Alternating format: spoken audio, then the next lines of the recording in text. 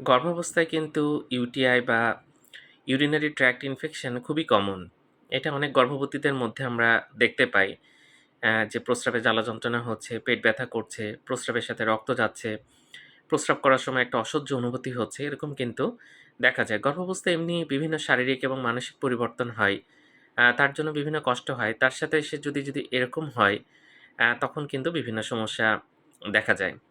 তো যাই হোক এটা আল্ট্রাসাউন্ড করে এবং হচ্ছে ইউরিনারি বলে একটা টেস্ট আছে রুটিন এক্সামিনেশন করে কিন্তু ডায়াগনোসিস করা যায় এবং গর্ভাবস্থায় ইউটিআই চিকিৎসা কিন্তু খুব ইম্পোর্টেন্ট। আপনি যদি এই সময় সঠিক চিকিৎসা না করেন তাহলে কিন্তু প্রিটার্ম লেবার অর্থাৎ নির্ধারিত সময়ের আগেই কিন্তু লেবার পেইন বা ব্যথা উঠে যাবে এবং এটা অপরিণত বাচ্চা হবে এবং তার বেঁচে থাকার সম্ভাবনা কিন্তু অনেক কম থাকবে।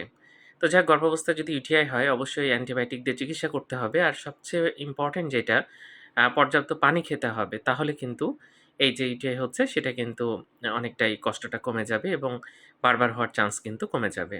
ধন্যবাদ সবাইকে।